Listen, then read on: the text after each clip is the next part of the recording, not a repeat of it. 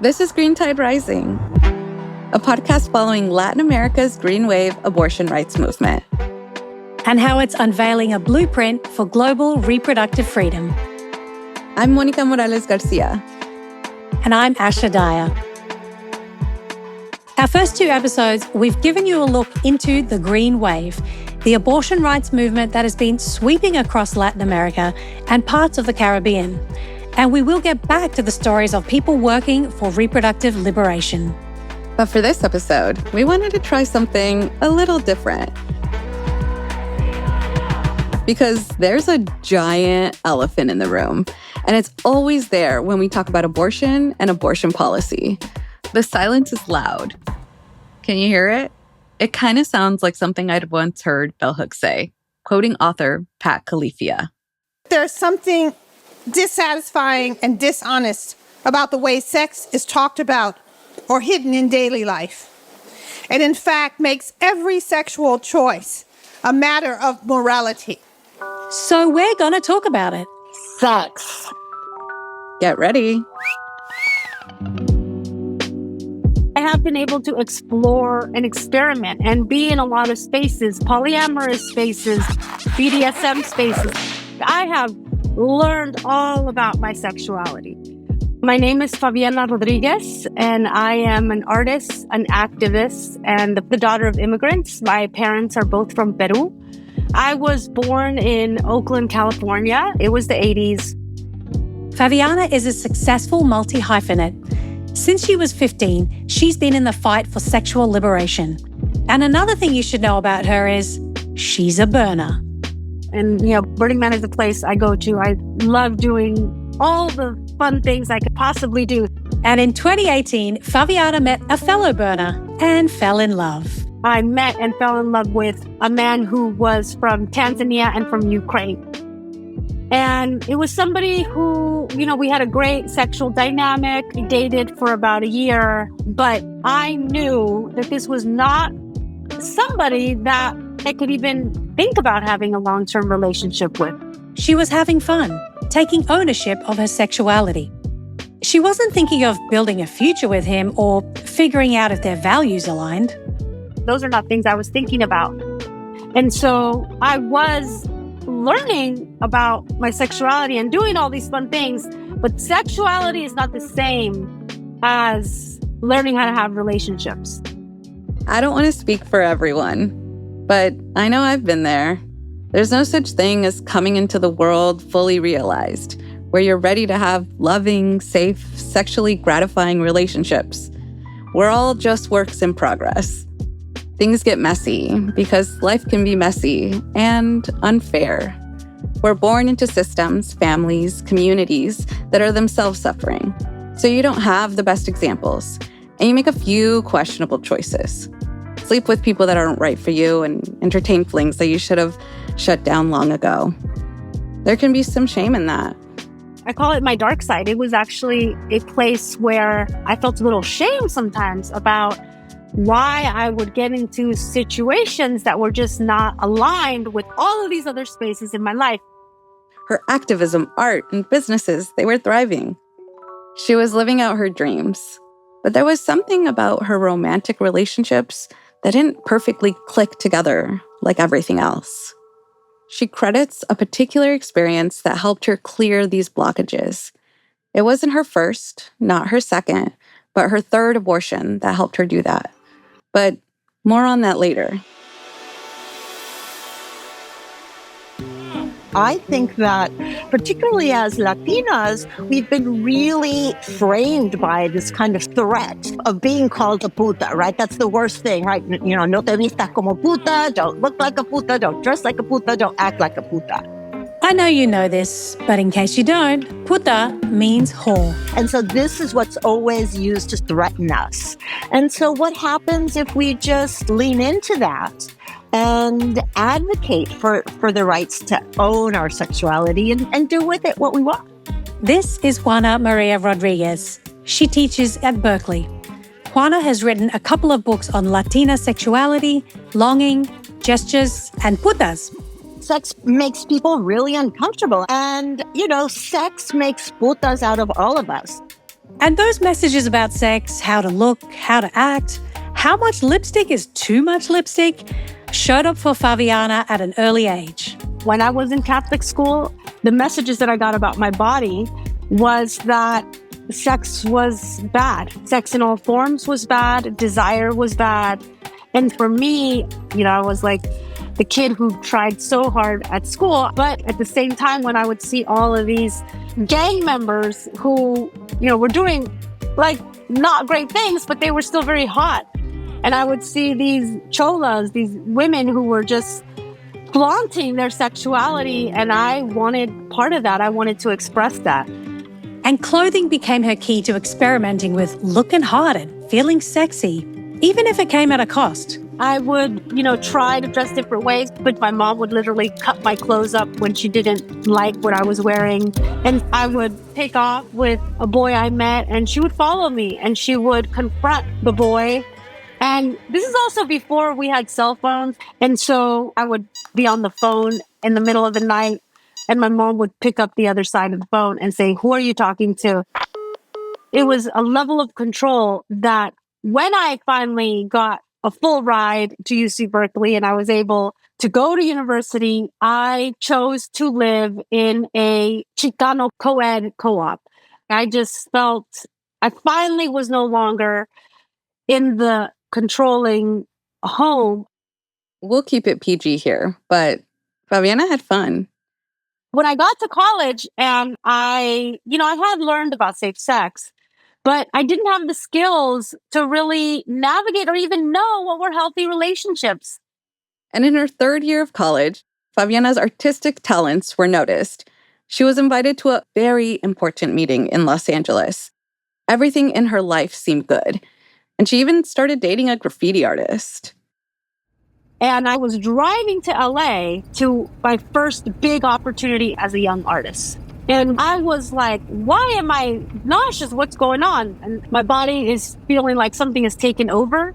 In her car, on her way to Los Angeles, literally just a few miles from realizing all of her artistic dreams, she has to stop. And I went to go take a test, and I found out I was pregnant.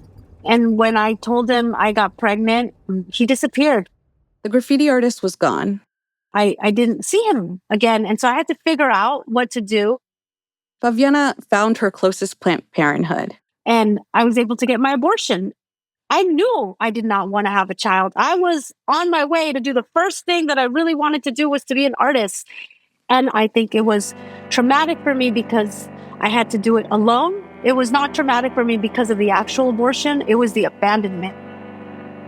Abortion is so stigmatized and has been for many years in the media, in politics, and in our cultural narratives. Given that, it's easy to understand why Favianna kept her first abortion a secret for years. And then you add her feelings of abandonment to the mix. It wasn't until her second abortion, when she met Senator Tammy Duckworth, that she felt emboldened to speak about it. And when she said, everyone who's had an abortion, stand up, and I stood up, it was the birth of me as an abortion activist. So after I had my second abortion, I started talking about it. So, back in 2018, Favianna is dating the Tanzanian Ukrainian she has a great sexual dynamic with and met at Burning Man. I start feeling the same thing I felt when I was 19 years old. I start having nausea, and I'm like, oh, no. So she runs to the store, buys a pregnancy test, pees on the stick, and she waits. She was pregnant.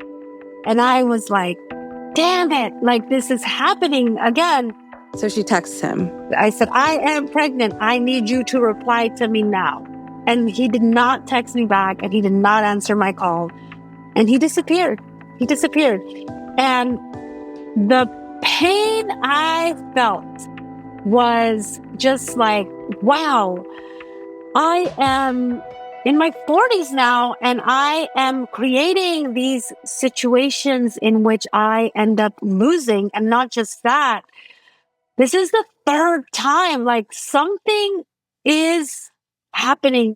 There is a cycle that I'm repeating that I need to end. But though this cycle was repeating, this third time, it was different because she was different. I was already involved in the movement around defending abortion, and I was involved in the movement for sexual freedom. And so first I called my health provider and I said, I want to have an abortion. And they said, okay, we can get you in here in about 3 days. 3 days was too much for me. She gets in touch with a friend who worked in the birth justice movement and trained birth workers and doulas. And she said, I can help you have an abortion at home with a pill.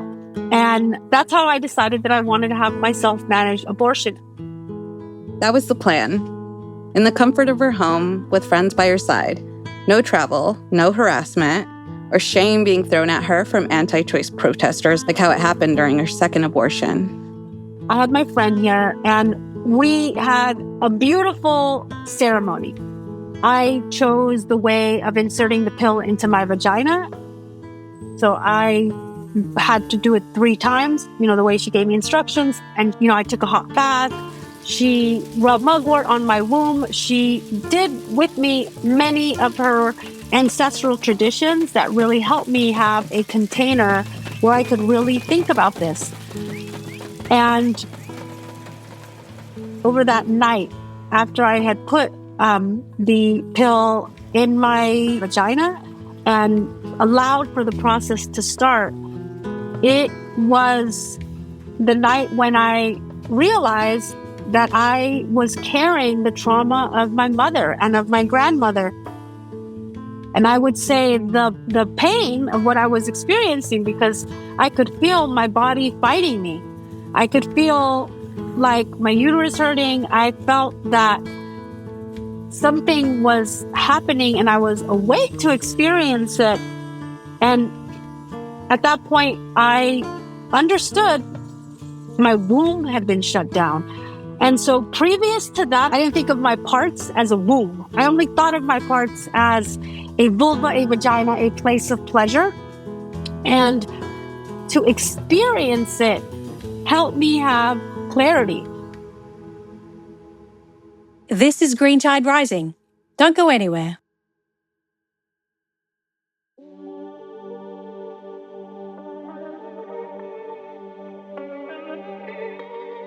Hi, Asha. Hey, Monica, and hello, everyone. Welcome to episode 3 of Green Tide Rising, where we look at the ways Latina sexuality, motherhood, abortion, and puta life intersect.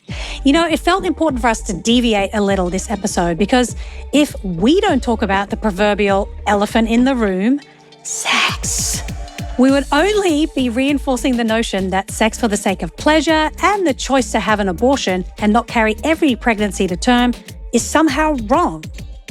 This episode was created to push the needle a little bit, to challenge our preconceived notions around sexuality, and to enlighten us on the way prejudice, bias, and stereotypes can have a trickle-down effect on our individual reproductive rights. And as we'll hear from our friend and resident Green Wave expert, Jimena Casas, who is tracking the impact of abortion criminalization across Latin America and the Caribbean, narratives around sexuality and morality play an outsized role in abortion cases and policy. So the application of stereotypes with the legal system often results in the criminalization of women, girls, and pregnant people who seek abortion or have an obstetric emergency as a miscarriage. And these narratives contribute to a broader system of control and punishment, where women are often unfairly judged and penalized based on their sexuality and their reproductive choices. So make sure you last all the way to the end of this episode to hear Jimena's call to action.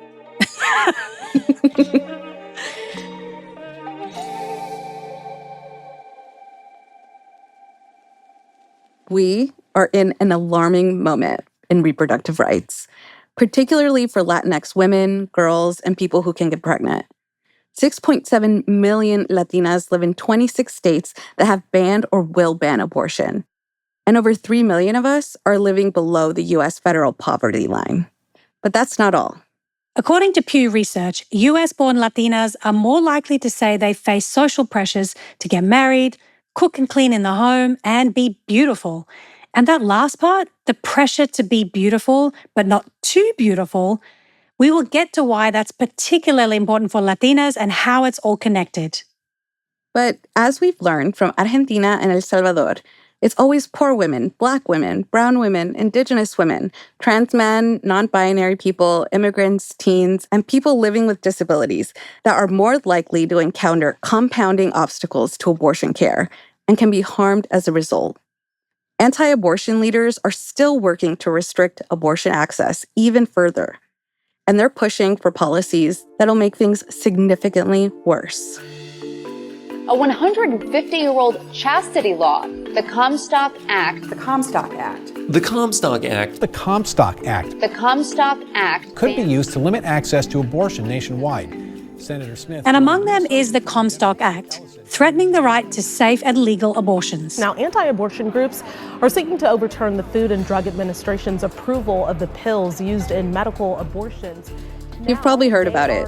Back in 2024, pretty much every major TV news outlet was talking about it after a recent Supreme Court ruling. Now there are concerns among Democrats that the law could be used to ban abortion after 2 Supreme Court justices referenced the law in a case heard last This is because during Supreme Court oral arguments of the abortion pill case, Justice Samuel Alito and Justice Clarence Thomas regurgitated talking points from the extreme anti-abortion activists, working to push the Comstock Act from small conservative municipalities in Texas all the way to the U.S. Supreme Court. And so during oral arguments of the mifepristone case, FDA v. Alliance for Hippocratic Medicine, Justice Alito asked, shouldn't the FDA have at least considered the application of 18 U.S.C. 1461? USC 1461. That is the Comstock Act. Alito pressed lawyers about whether the 1873 law should apply to abortion medications sent through the mail today. So why do the Republicans want to resurrect this ancient law to ban medication abortion? To answer this question, we're speaking with Mindy Jane Roseman. She directs the International Law Programs and the Gruber Program for Global Justice and Women's Rights at Yale Law School. So the Comstock Act is an artifact from the 19th century, the late 1880s, during a time that we understand to be the high watermark of Victorian morality. The Comstock Act empowered this man, Anthony Comstock. He was opposed to obscene literature, abortion, contraception, masturbation, gambling, and prostitution. Basically, he liked to have zero fun. Comstock wanted to police the morals of the public. Before the recent Supreme Court case focusing on mifepristone, the last time the Comstock Act... Whoa, did you say Comstock Act? Comstock? You might have noticed that I cannot pronounce Comstock. And I can't even do it when I try, so... I think we need to give it a euphemism, a name. Yeah, the Comstock Act. Oh my gosh, we nailed it. All right, from here on in this episode, people, we're referring to it as the Comstock Act. To stop obscenity from polluting, corrupting the American population. It was primarily about censorship through the mails and common carriers. And it focused on a certain form of sexual obscenity.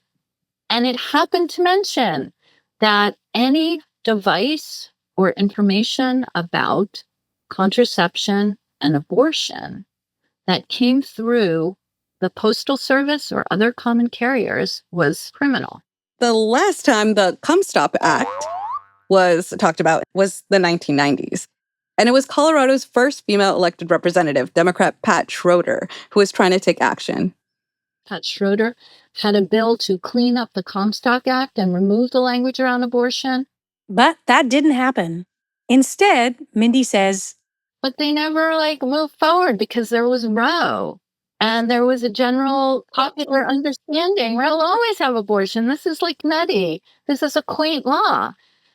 Then the conservative legal movement, which was organizing since the 1970s, since Roe, got together. And eventually in 2022, 2023, Judge Kaczmarek in the district court out there in the Northern District of Texas resurrected the Comstock Act as part of a decision that was attacking access to mifepristone, which is one of the medications used in medication abortion. Judge Kaczmarek is a Trump appointee. He's just one of 200 lifetime judges that Trump appointed during his presidency, massively changing the ideological, racial, and gender makeup of district court judges across the country. And in Judge Kaczmarek's district, anti-abortion activists introduced a case to make it harder to mail abortion medication.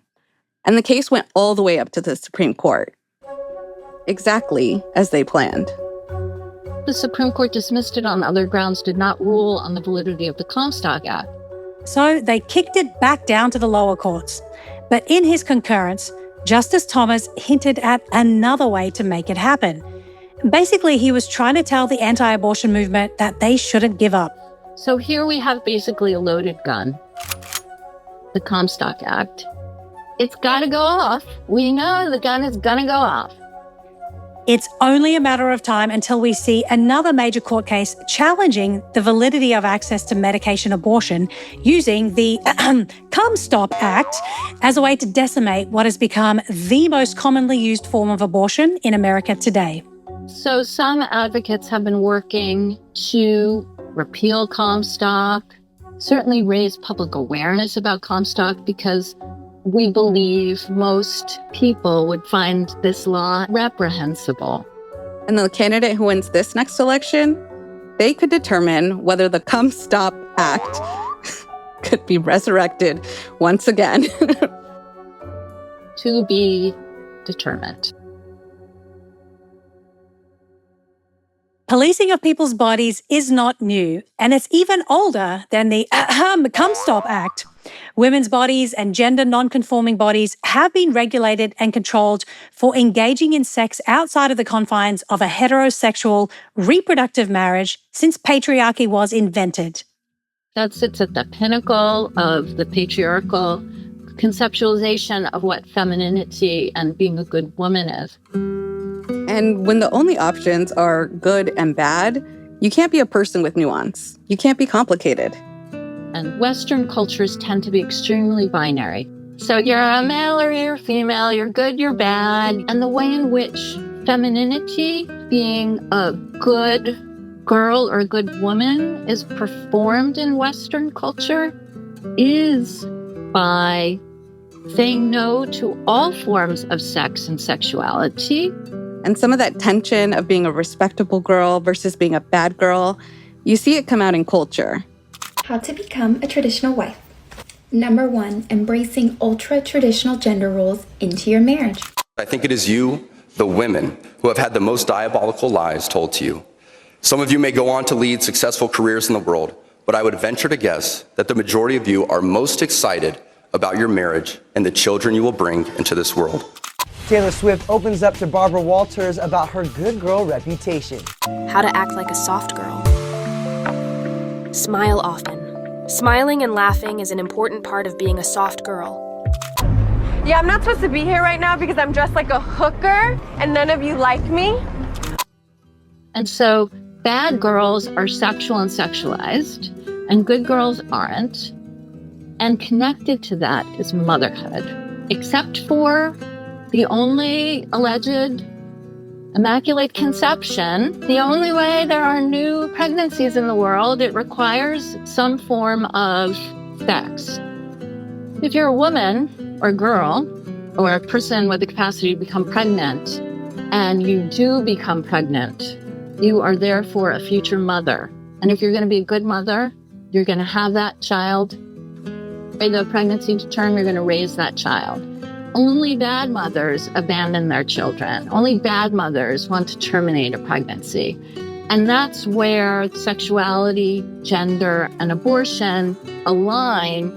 And in countries, and the United States is now counts among them, where abortion is criminal in almost all circumstances. It's really saying you are practicing a non-conforming kind of femininity. And we are going to put you out of our society by making you a criminal. And it's not just pregnant people or people who are seeking abortions that are criminalized for practicing bodily autonomy. Sex workers are experts here, as they are uniquely situated between the lived experiences of public and police surveillance and incarceration. Here is Juana Maria Rodriguez. She was the Berkeley professor who we heard from earlier. Last year, Juana published her latest book, Puta Life, Seeing Latinas Working Sex.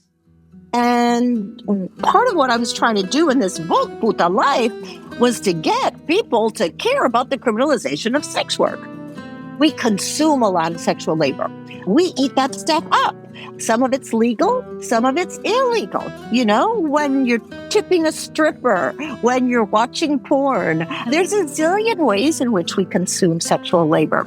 And only some people are criminalized and harmed by it. And those are trans and black and brown street-level workers. But these kinds of surveillance systems that the state institutes to track the sexual behavior of sex workers really impact all of us. In the U.S. in particular, sex work is always considered a form of exploitation. Mindy Jane Roseman, Yale professor and feminist lawyer, again. You couldn't possibly make a choice that isn't somehow coerced into giving up your body for the gratification of somebody else for the exchange of money unless somehow there was coercion involved and exploitation. And this argument is a really, really ancient argument as to whether or not sex is a unique, special form of work. Mindy is going to give a great example here. And when I first heard it, I screamed out loud.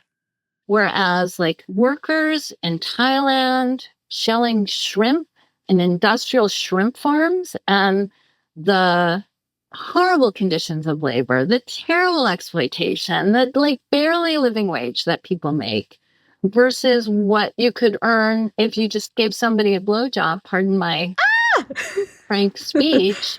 It's like you'd be an idiot to stay working as a shrimp worker. And we know that time is finite. And in capitalist society, time is money.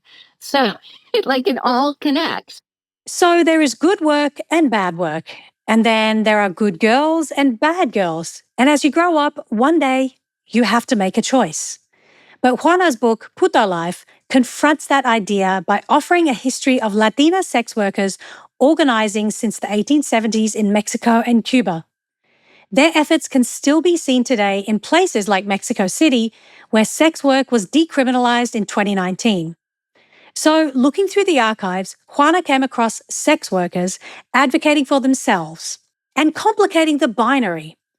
They were more than just what someone thought about their work. Part of what I'm trying to do in this book is to think about the fullness of their lives. Sex workers, like all of us, live, full, complicated lives.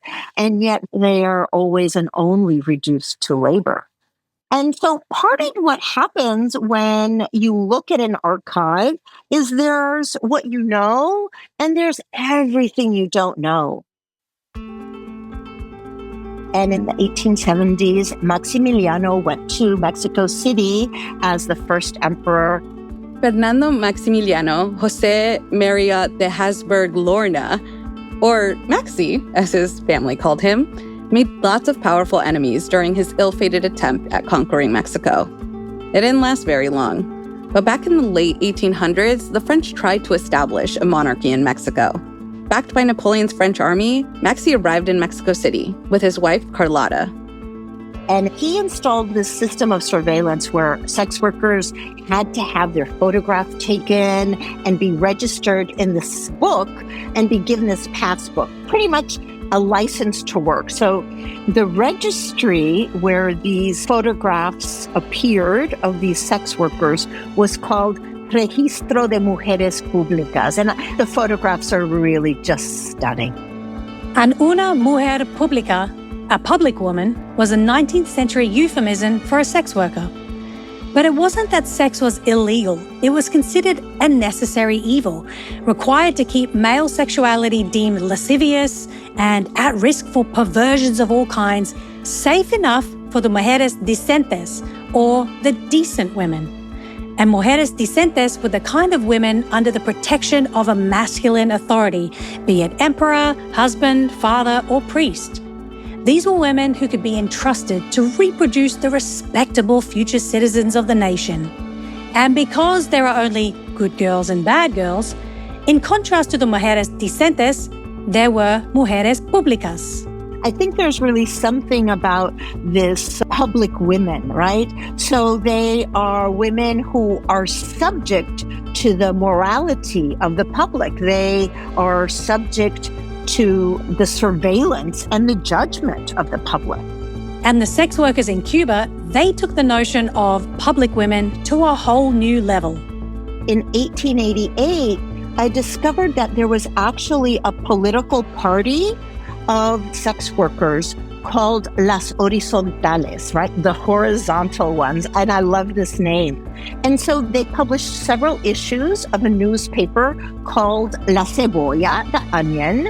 And in that newspaper, they really talked about what it meant that they were being taxed. They said, what are we, slaves? So they're really using this language of the independence movement, of the anti-slavery movement, and of a suffragette movement that hadn't even really begun to really advocate for their rights.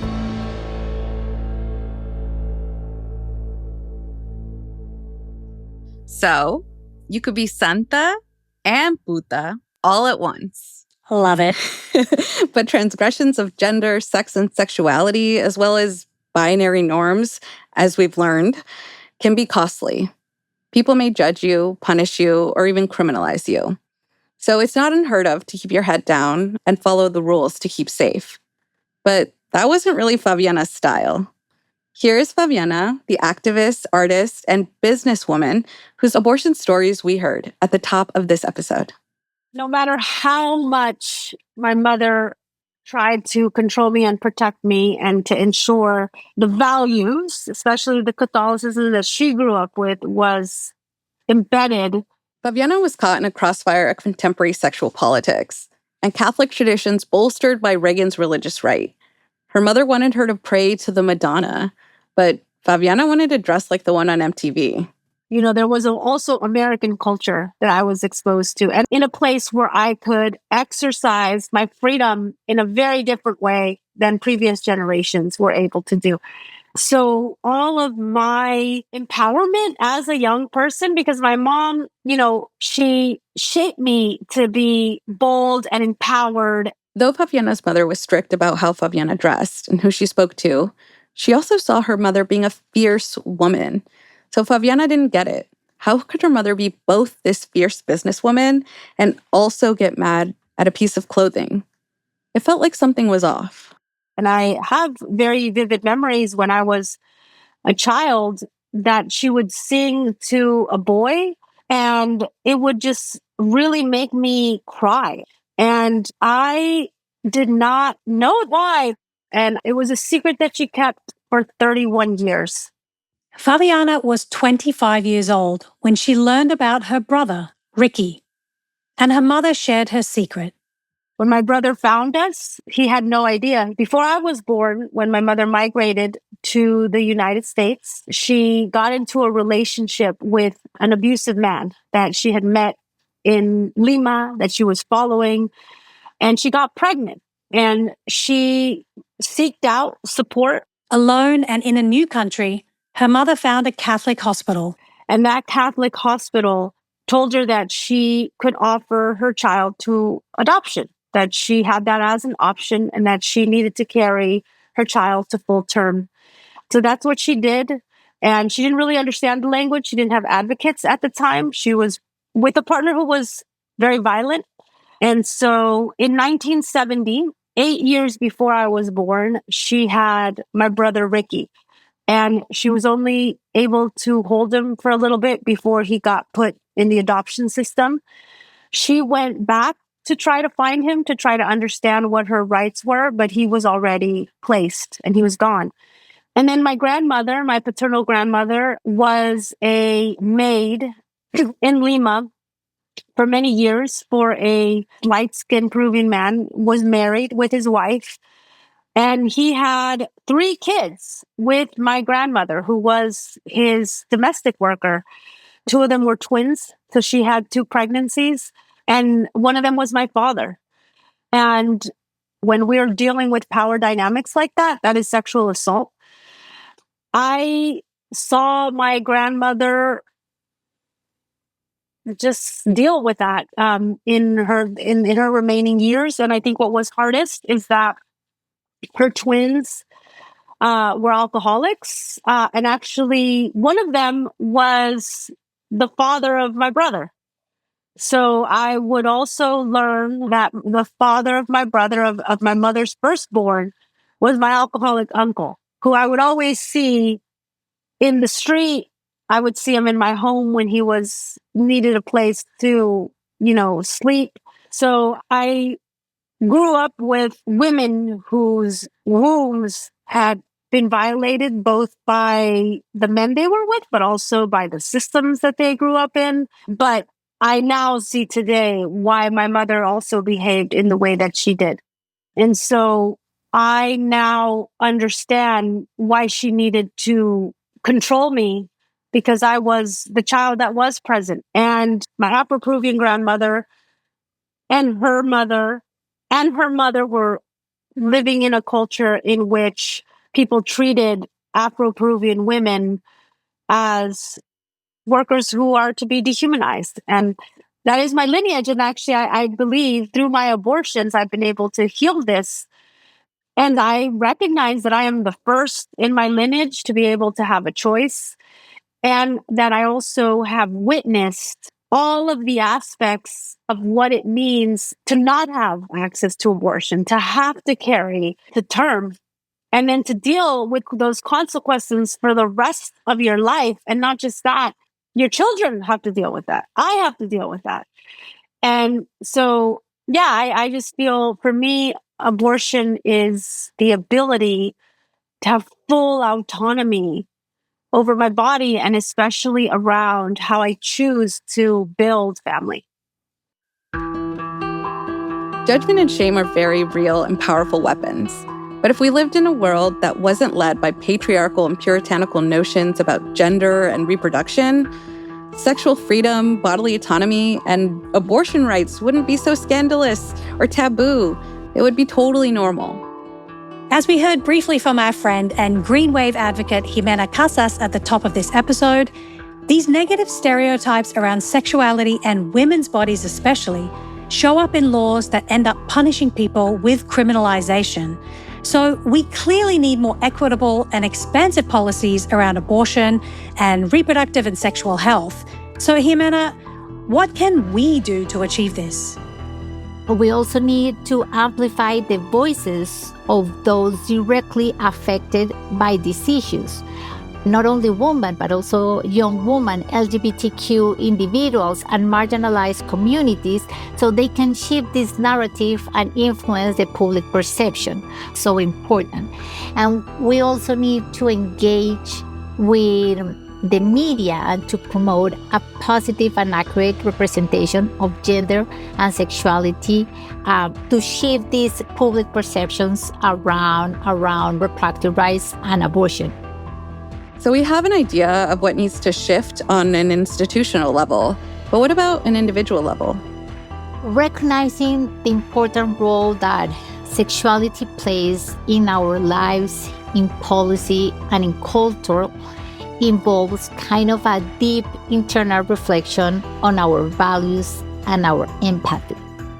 I think it is essential for personal autonomy in our life that if we think about decisions that you make daily, that are fundamental to you, and maybe think about your career choices or where you live or whom you choose to be with. And if you imagine if these decisions were subject to external control or judgment, maybe you can start understanding why we're advocating for this reproductive autonomy. Understanding this helps to highlight the importance of respecting others' autonomy.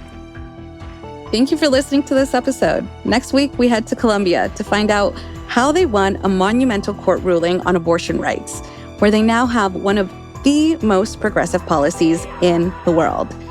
In the same year, the U.S. overturned Roe v. Wade, no less. That's next time on Green Tide Rising. And I just want to say a congratulations to all of you who lasted till the end of this episode. And I just got to get it in there one more time. The Comstock Act. Yep, Comstock. This episode was produced and written by Monica Morales Garcia. Special thanks to Jimena Casas. Green Tide Rising is executive produced by Jess Jacobs and Leela Meadow-Connor, with associate producer Adi Biaringer. And produced in partnership with Pod People. Our theme music was composed by Andres Aspiri.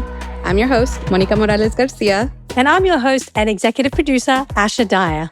Join us again on Green Tide Rising. And in the meantime, head over to our YouTube channel to watch and share our accompanying video series, Entonces. Link in the show notes. You can also find us on social media and see more about this episode on our website, greentiderising.com. Subscribe and listen wherever you get your podcasts. Bye for now. Adios.